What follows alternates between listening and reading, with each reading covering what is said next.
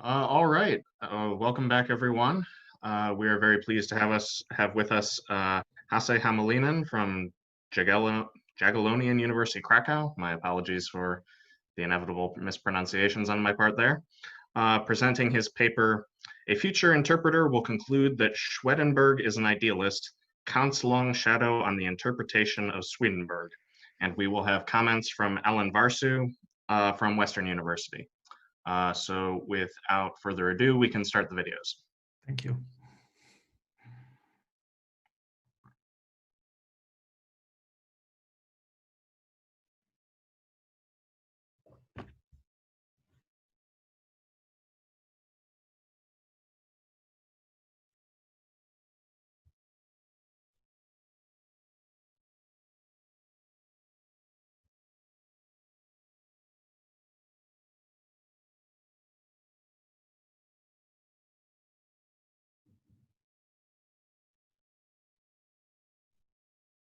So do you have my video or am I supposed to play it myself?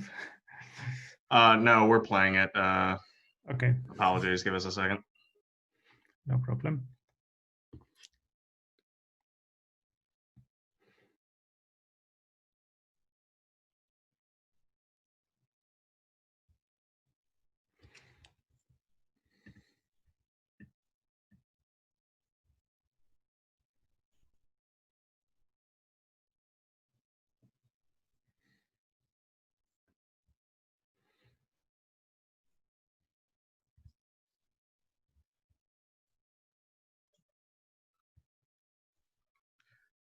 Did I accidentally mute myself for the intro? No. I gave, or, all right, here we go. Thank you.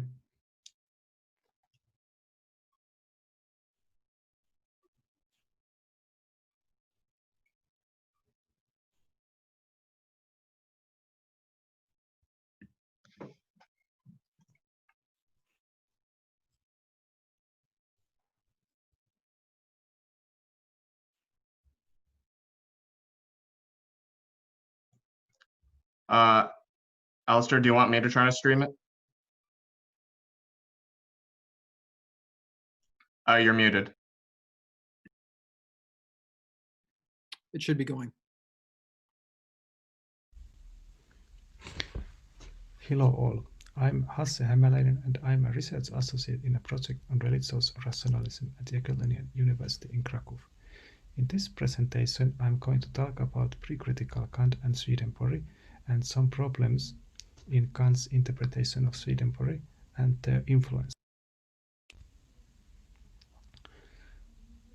So, in 1741, Swedenborg did not only claim that human soul is material, but that it is located in the cortex of the brain. He specified that the soul is in the matter that is inside the nerves of the cortex, that is fluidum spiritosum. When this fluidum flows, the soul is mind and produces conscious thoughts, and our nerves transmit these thoughts to all parts of the body. This Swedenborg's theory has recently experienced a small renaissance among neuroscientists, and today he is sometimes regarded as a father of cognitive science. However, in history of philosophy, he is not very prominent. Why this? In 1744, a few years after presenting his theory of correspondence, and before starting to promote it, Swedenborg claimed to have had a dream in which God himself called him to stop publishing on these topics. Whether it really was God or was there some other reason is not known. Anyway, in his 50s, Swedenborg stopped doing science and became a mystic. This transition was quite smooth for him, because he had added a proposition to his system according to which the human mind corresponds with the divine mind. So you can study the former by studying the latter. But now there is a great question. What kind of relationship this correspondence between material human minds and the immaterial divine mind is? The received interpretation that virtually all interpreters of Swedenborg have supported since the late 18th century is this. correspondence in Swedenborg is the Neoplatonic relationship of reflection, or mind is a mystical reflection of the divine mind. However, explicit textual evidence for this interpretation is scarce. The Neoplatonic reading is based on the strangest passages that mystical Swedenborg ever wrote, like the one on this slide. The problem of passages like this is that they are quite impossible to decipher. So the question is that why the interpreters have figured out the most obscure passages and ignored the moments of clarity in reading mystical Swedenborg. The reason here, I believe, is Kant and his Dreams of the Spirit-Seer, published in 1766, that for many is the most important source of the thinking of Swedenborg.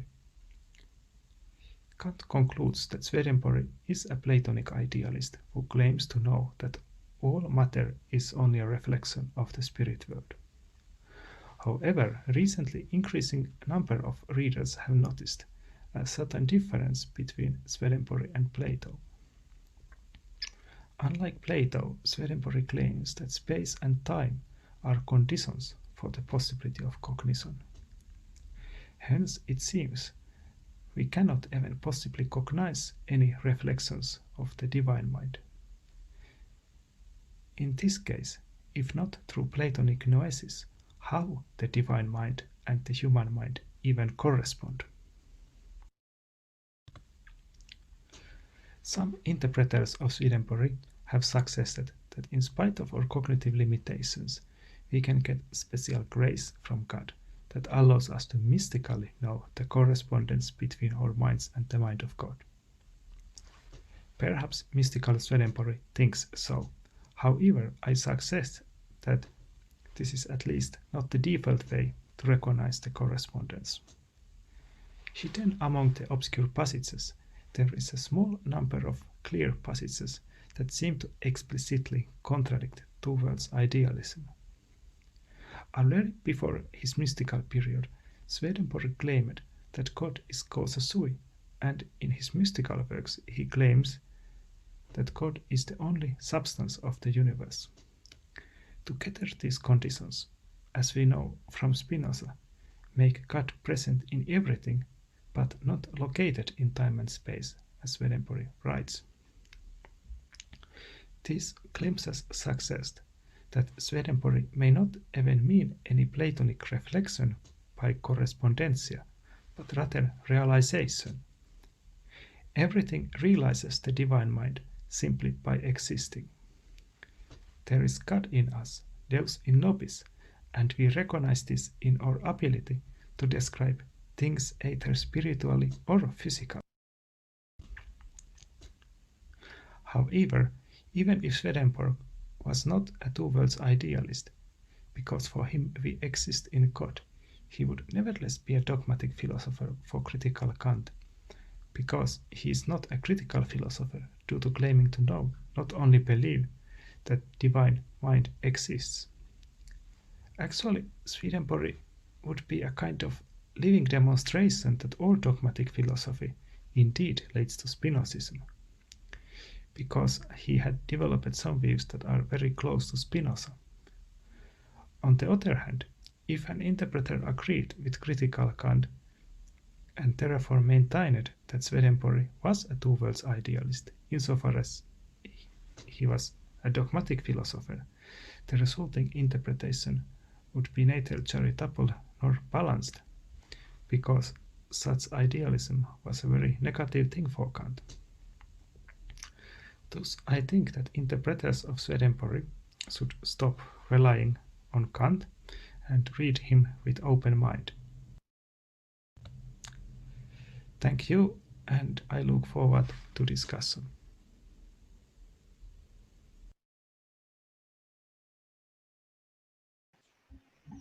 Okay, I will discuss Hasse's paper on Kant's interpretation of Swedenborg.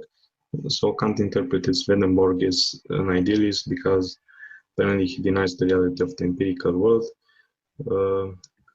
And what's really real is just the spiritual world, but the spiritual world is actually an ambiguous term because it can mean either the divine mind or just the human mind. So this was Kant's interpretation was influential on subsequent interpretations, because they either said that only the divine mind is really real, or they said that only the human mind is really real. But in both cases, empirical realities are just illusory manifestations of these spiritual realities.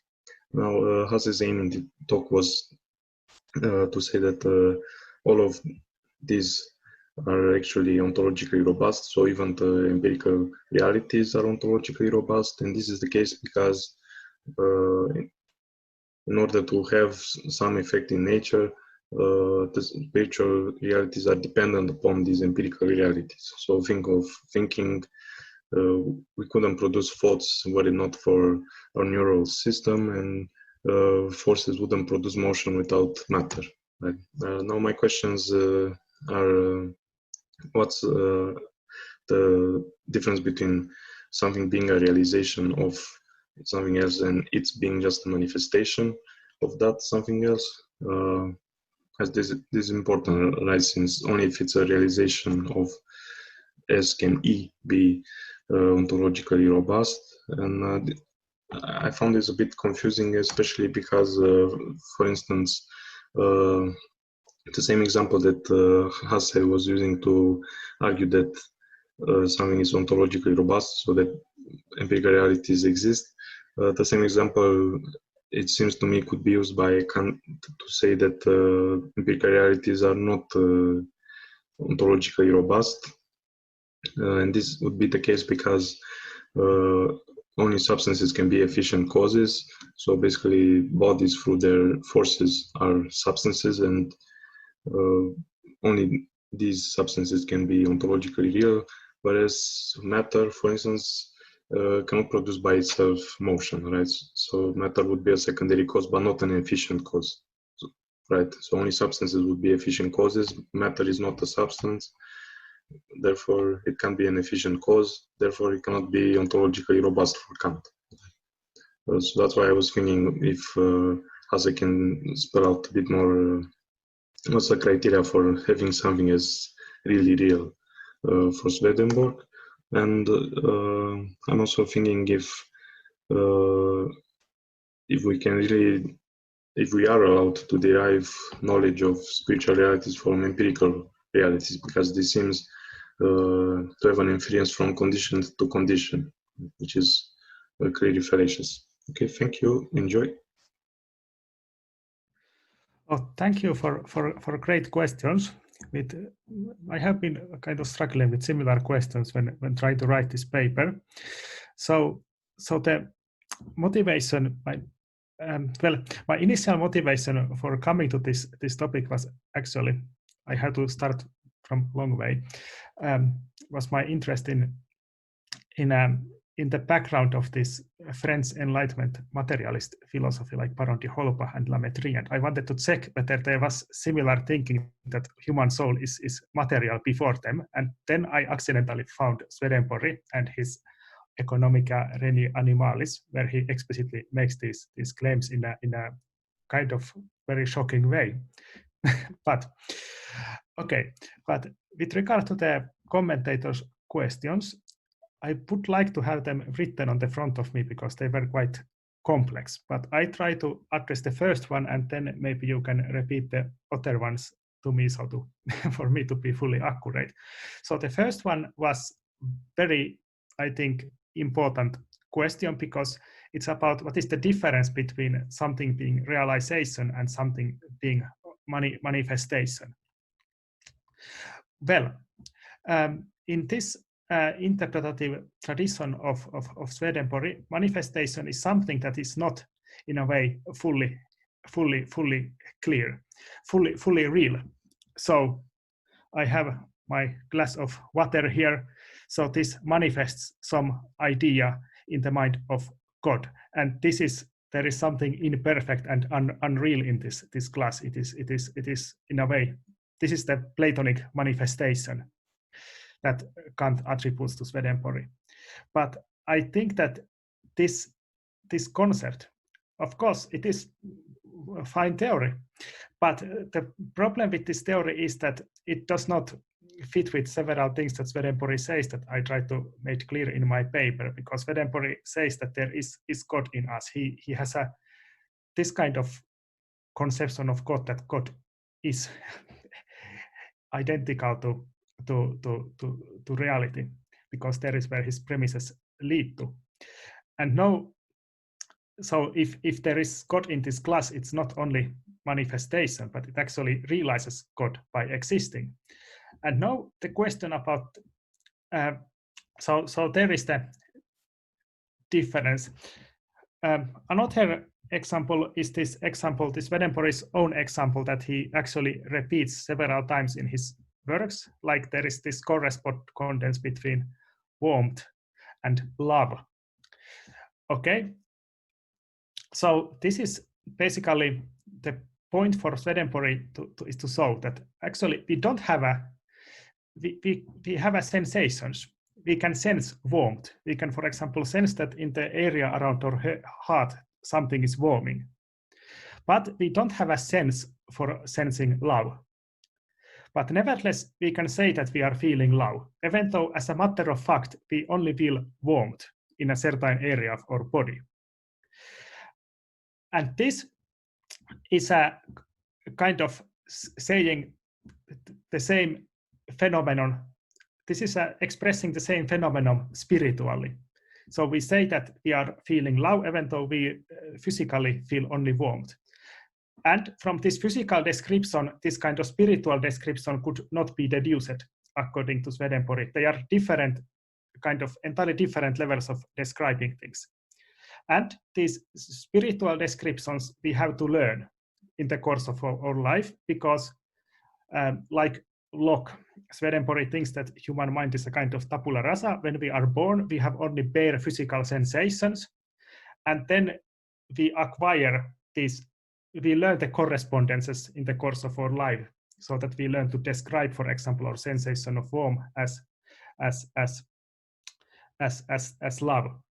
So then this sensation of warmth is not merely manifestation of love, but it is, for Swedenborg, it is this thing that we describe as love on a spiritual level.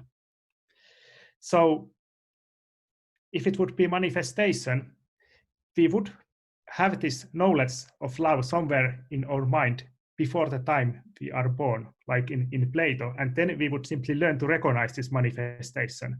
But this is something Swedenborg denies. Like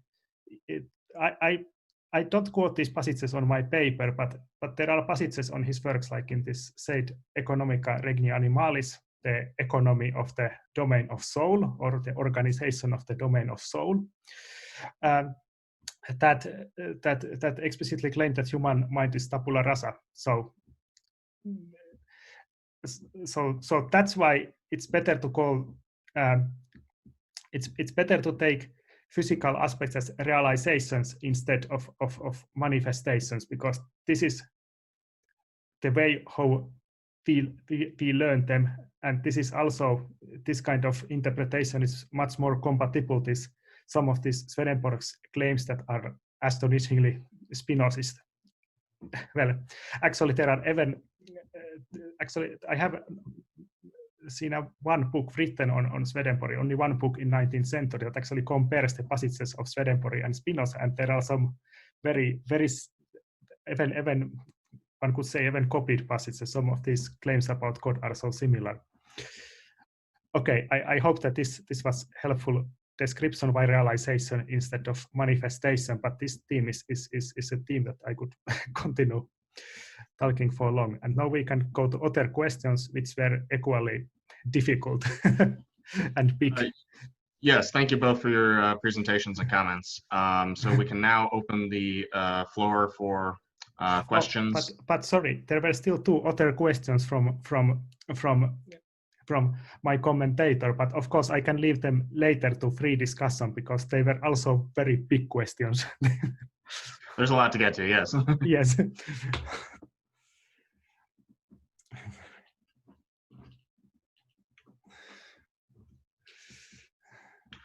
I mean, we can start with those as people are formulating questions. Oh, yes. This this is nice. So, but I would like to see these questions again to answer them. So I answered the first question commentator gave, and there were 2 left on the slides. I could replay part of the video, or we could have Alin come in and just express his questions directly to us. Yes, if my commentator is here as he is, he could repeat these other questions. Go ahead, Alin.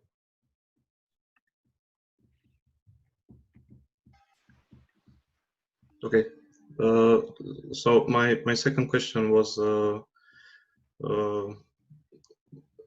about the passage where Kant is saying that empirical realities aren't really real, or they're not ontologically robust because they're not subsistent, or they're non-substantial. So basically, in the example with force and matter, we would have forces being ontologically robust because they're basically causal activities of substances, of bodies, to be more precise. And only substances are causally efficient. Whereas matter, just by itself, is not causally efficient.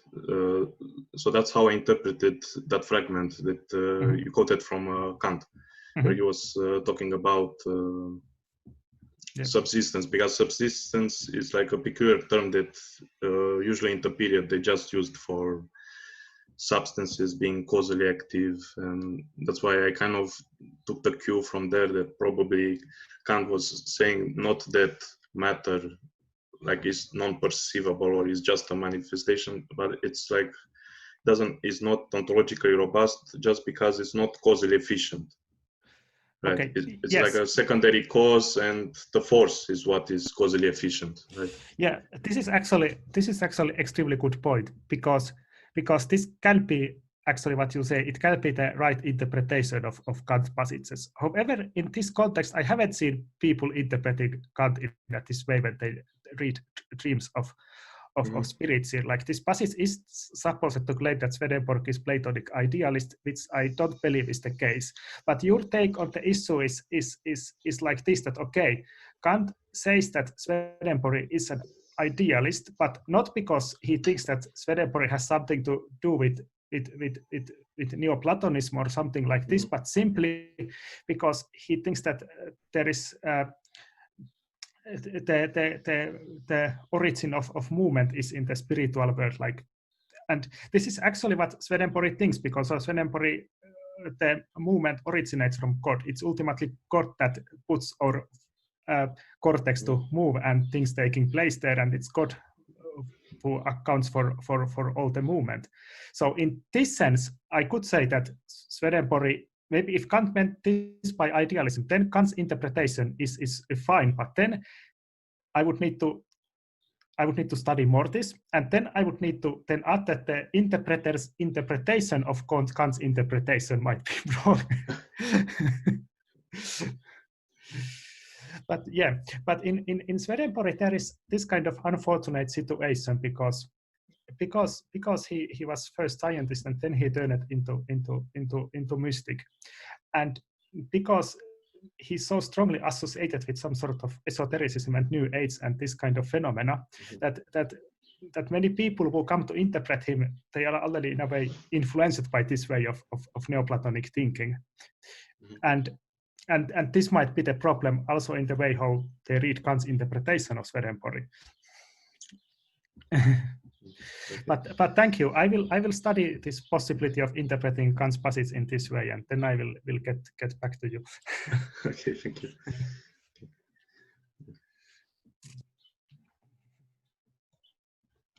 If there's not any more on that, we can go to questions from the floor.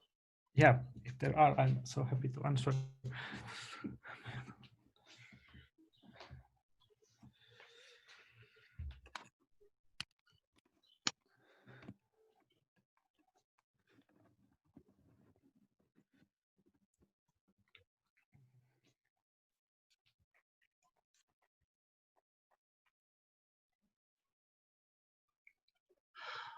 I'm not seeing any yet, but I personally don't know a whole lot about Swedenborg. So this is perhaps if you give a little bit of just historical background. Yeah, I can give, yes. I tried to give already some in my presentation because he's one of the, in a way, least known thinkers, and this is basically, as I said, due to his turn into mysticism that made him a kind of disrespectable figure among philosophers. Yeah, but I can give some background of Swedenborg. So first of all, he was born in actually in late 17th century, so I think in 1689 or something like this. And then he had a very long life because he died at 1772, so he lived over 80 years long. It was quite impressive age at that time.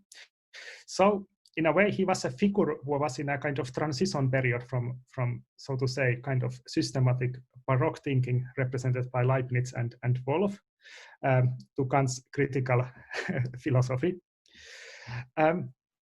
So, and in a way, he started his career like he was born in Sweden, and there was, well, the intellectual conditions were super primitive at that time, so there was really not many people with whom he could actually interact and develop things.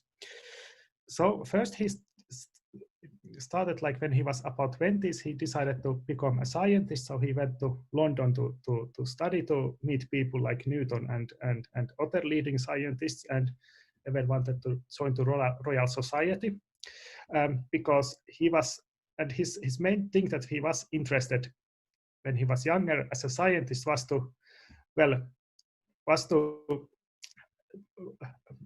find the location of soul in human body. This was his ambition, and this he pursued until he was about 50 years old, and he wrote a number of like a very interesting books on this theme, which I quoted on the beginning of this presentation, and they are mentioned on the paper.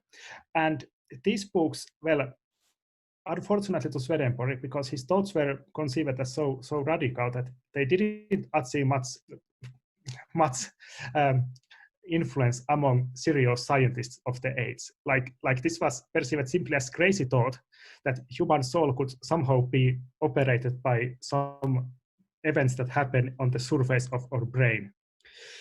He developed this theory on the basis of reading the various studies of the brain that were already made at this time.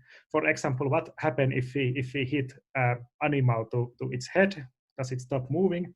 Or what kind of behavior people with brain lesions display? He was using this kind of contemporary studies as his source for his theory. And on the basis of this secondary material, then he deduced that if there is some location of human consciousness, it must be on cortex. This is where data points out. And he wrote this very big book,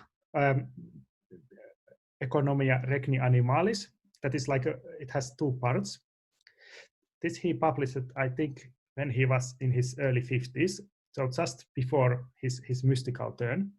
And this gives this kind of very comprehensive account of how human consciousness is grounded on the activity of brain. And it is astonishingly accurate. And that's why, of course, it was completely ignored by Swedenborg's time. But in 20th century, when there was this advent of neuroscience, actually, some people found Swedenborg's work. Like, for example, Charles Gross, who is actually even regarded as the kind of founder of contemporary neuroscience. He was a great fan of Swedenborg and wrote a number of articles to neuroscience journals about Swedenborg. But actually, this is the guy who discovered where the soul is and how soul could be studied and how consciousness could be studied scientifically. Now, so this is the kind of current state of Swedenborg scientific output. He's highly regarded in a certain circles among neuroscientists, but otherwise he's very unknown. And then it goes to his philosophical output. The situation is quite bad because he was kind of completely isolated from other philosophers. Like, he didn't talk with philosophers. He didn't either talk with scientists because there was no such option. Whenever he wanted to publish his scientific work, he couldn't do this in Sweden because he would have been censored at once and probably put into prison. So he went to publish it in Amsterdam always. And also his mystical conversion occurred in Amsterdam, where he was trying to get his work published. And then after this mystical conversion, which is not known, but his own account was that God came to him in a dream and said that, no, stop doing this science. It doesn't lead you to anywhere. It's an empty vessel. And there are many theories why he came into this kind of thought so suddenly. One theory says that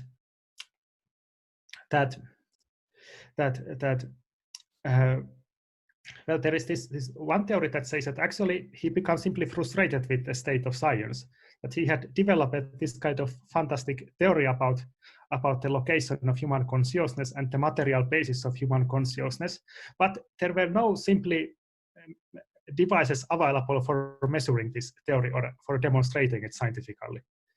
So this caused him frustration. So maybe this motivated his mystical conversion and abandonment of science, that he thought that, okay, there is no way I could ever demonstrate this theory to anyone. There is no way how I could present this ever in Royal Society. So maybe this motivated his conversion to focus on religious things. Or there is this kind of theory that he simply get crazy, that he got some onset of schizophrenia or something like this, and this motivated his mystical conversion. And now, there are so many theories on this. Well, on the subject of the mystical conversion, was there some mystical tradition with which he was particularly aligned? Like, for example, the pietists that Kant was not too fond of? Yeah. Well, no. Actually, this is also interesting thing, because after his mystical conversion, he didn't. I think that Swedenborg was not in touch with any other mystics, and he even disdained them. He thought that these previous religious mystics, they are not serious people. They don't think in a rigorous way. They are. It's like he had kind of disdainful attitude towards other mystics, because his own interpretation was that when we read Bible, we should try to rationalize Bible in a way. We should make it to correspond with this kind of scientific understanding of human nature. He never abandoned this theory even after he stopped promoting it. So his mysticism is kind of strange kind of mysticism. It's very difficult to categorize it like among like people like Böhme or some of these kind of mystics, I think, because his way of writing is mostly, when he writes about some philosophical question, he's very, very kind of rigorous and accurate. However, what is characteristic to Swedenborg's mysticism is that he simply writes about the dreams he have seen. So he doesn't write theories anymore as a mystic, but he makes accounts of his dreams, and then he tries to interpret Bible in a rationalistic way to show that there is some kind of coherent story in Bible, because in a fact he thought that the way Bible is written, it doesn't make any sense. It's very bad book. Like, there are some absurd stories that do not make any sense, so we have to interpret this rationally as a story of moral development. This was the topic of his main work, Arcana Celestia, that Kant read. And then his most famous mystical writings are his interpretations of his own dreams. And then when he gets older, there are more and more of descriptions of these dreams in his works. And then time to time you find some philosophical passages that are scattered in between these descriptions. And this is how like his later output looks like if you read it. So it looks very, very bizarre. Like, you find description of Swedenborg talking with angels, 5 pages. Then suddenly this stops. Then he presents a proposition about nature of God. For example, that there is God in us, or that there is only one substance in the universe. And then he continues to another mystical description, and sometimes you find this kind of philosophical propositions scattered in between. And this is very bizarre. And I think that this is one reason why he is ignored in any serious academic circles. But they didn't really have an intellectual milieu on yes, either the rigorous side or the religious side. Yeah. But actually, it's interesting that what he says, it is sometimes like kind of astonishing, because he seems to like when he says something, he seems to kind of, his philosophical insights, whenever he seems to have them, they seem to be very kind of accurate. For example, this idea of time and space as conditions for the possibility of experience, like this is like Kant, these passages where he writes about this, or the idea that or the idea that there are these, that we can, that there are these levels of description, that there is one phenomena, but it has spiritual level of description and physical level of description, and they are coextensive.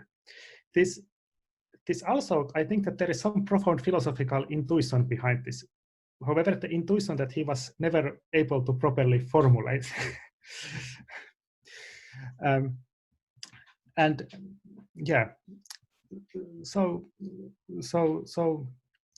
this is something about Swedenborg. And of course, I think he could have become like a more respected among philosophers, but problem was that then Kant came and the dreams of Spirit-Seer that destroyed Swedenborg's reputation forever. I think we do have a follow-up on this, some of the Yeah. background from Elizabeth, if she wants to add anything.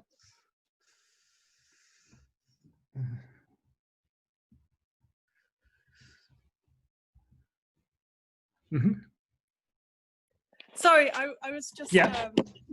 I don't really. I was just because I think I don't know very much about Swedenborg. Sorry, I can put my video on, guys. Sorry, you can't see me actually.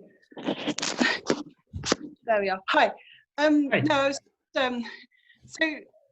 so I think, I mean, so as far as I understand, Swedenborg moved to Oxford, and that's where he together with Benz, who was actually married to his sister, was it? Yes, his sister. Yes. He was 1 year in Oxford when he was studying in England and trying to learn science. Okay, yeah, so that's what I said. But I think that's also this is all I've gathered, where they got in contact with the Neoplatonist kind of sources and discovered some manuscripts, which they then wrote to Leibniz about, and which is, so I don't know. So I guess what would be interesting is what the kind of Swedenborg-Leibniz connection actually is. Yeah. And putting him more in that kind of 17th century. Yes.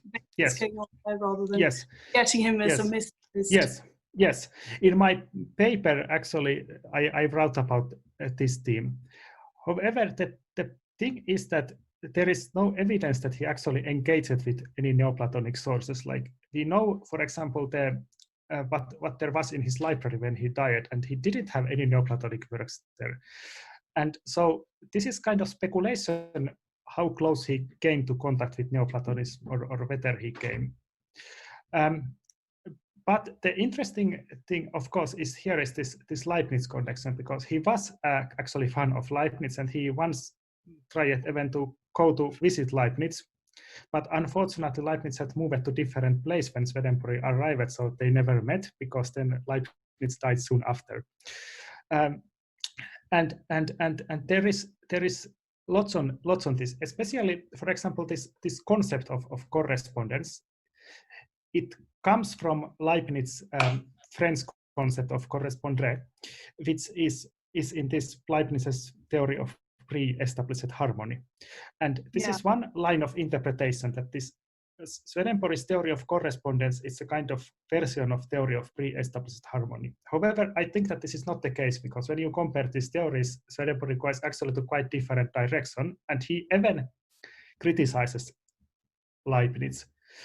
In his philosophical passages, he criticizes Leibniz because he thinks that this Leibniz's theory of pre-established harmony, okay, it is fine as theory, but it's founded on a kind of speculation that has no connection with reality. Because what it does, according to Swedenborg, that it cuts the world into two halves. The other half we actually don't know anything about. We simply have to assume that what happens in a way follows the spiritual half follows the material half follow one another, but there is no causal interaction between them. So Swedenborg thinks that this is okay as a theory, but it's speculation, because what is the point of the spiritual plane if there is no connection? So Swedenborg, he wants to take this together and say that actually physical occurrences, they very concrete sense realize the divine. Like when I feel warm in my heart, then there is love. This is the spiritual aspect of my emotion. It allows me to say that I'm feeling love. And similarly, he has other theories, like not only about love, like but this love is his favorite example. Yeah. Right. Okay. Thank you. Yeah. So, but did he not? So, what about Stoicism? I mean, that's part of the whole Neoplatonic. Neoplatonism that was going around in the 17th century. Is also Stoicism, which talks about that kind of harmony, I suppose. I don't know. Yes. Again, I think that again Swedenborg did not. Well, I have to say that he did not engage with probably Stoicism either very much. Even though actually there is something I could say that is related to Stoic, maybe in his thinking, but I have discovered about virtue. Yeah. Because he thinks that what is the definition of religious faith for Swedenborg? It is acting morally. If you act morally, then you have religious faith. If you don't act morally, you don't have religious faith. So this idea that faith and moral acting are one and the same thing, which is, by the way, also in Kant later on, it is very, very Stoic. And this is and this same idea is in all these deists. So that's the natural, yeah. Yes. This idea of kind of natural religion that is in moral acting. Natural, yeah. Yeah. So there is something similarity. However, it's difficult to say again that who was the influence here, because it was quite a widespread idea at the time among certain circles. Yes. Good. Yes. Yeah. Yes. Thanks. Okay. If I other questions, or can I still continue? I think it'd be fine for us to finish up a little early. We want to give you the last word.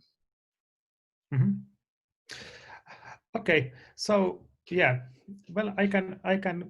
Of course, it would be nice to have questions, but this is the problem when you present in some exotic theme that people simply don't notice. Well, actually, sometimes it is good when you try to publish a paper. We will see, but in presentations it is an issue. This is the first time I'm presenting on this paper, so I'm happy that you accepted it. But yeah, there is another interesting theme in Swedenborg that I could mention now. Like, he has this theory of heaven and hell, to which Kant also comments. So what is heaven for Swedenborg? Well, we are in heaven when we act with love. And if we act without love, then we are in hell. So there is also this sort of correspondence between heaven and hell and our acting. So it is kind of a realization of heaven when we act with love, and when we act without, then it's realization of hell. So this is like something that is very kind of this Swedenborg, for me, for me, this is what I'm arguing, that his thinking actually reminds me of reminds me of a bit of Spinoza. Spinoza doesn't say this kind of things, but that the idea that there is this spiritual, you can describe everything sub specie aeternitatis, and you have this different language for describing it. This is the aspect that reminds me of Spinoza, and this is one thing that the interpreters of Swedenborg, they have not wanted to associate Swedenborg with Spinoza in any way. Why? Because Spinoza has very bad reputation in this kind of spiritual circles, so to say, or Neoplatonism is more reputable, but Spinozism is not. So yes, so his thinking, in a way, it's a synthesis of the philosophy of his time and what came before, and he was clearly a formidable mind, and maybe this is why Kant was so interested in him, because actually Swedenborg was probably the thinker that Kant read the most. He didn't read Spinoza's original works. He didn't read many other philosophers' original works, but he ordered the whole collection of Swedenborg, 8 volumes, thousands of pages, and claimed to have read this entire collection. And this is also thing that why Kant was so interested in Swedenborg. So I had a kind of success story in my paper, but I'm not sure whether it's right. Yeah. So sorry. So just to follow up, so do you work, or perhaps is there more scope to do more work on Swedenborg's moral philosophy as a kind of influence to Kant, but not only to Kant? I mean, I suppose so. William James, for example, grew up.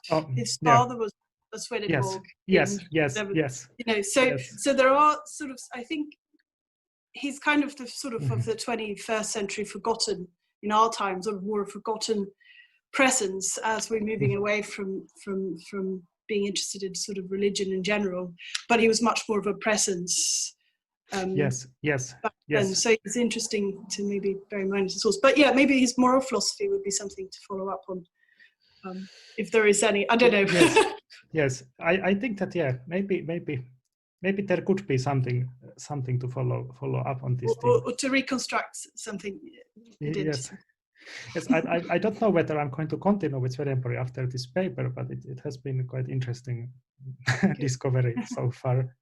Yes, and definitely I was about to success in one version of this paper that actually there is something that reminds in Swedenborg in early German idealism, like there was this kind of rehabilitation of Spinoza and pantheism of Herder and Mendelssohn and so on, and this kind of philosophy that they did in early 19th century, it is like it reminds me of Swedenborgian way of thinking about God. Interesting. Yeah. Okay. All right. Well, thank you very much for the presentation, and I think we can take a short break and be back for the informal discussion. Benjamin, do you have anything to say about that? No, that's sounds good. We'll do the informal discussion, and then we'll have a long lunch break, and then we'll come back and we'll run the afternoon sessions at the scheduled time. All right. What's the start time for the informal discussion then? We can start at 10 after, so about 7 minutes. All right, sounds good. All right, thanks everybody. Thank you. See you soon.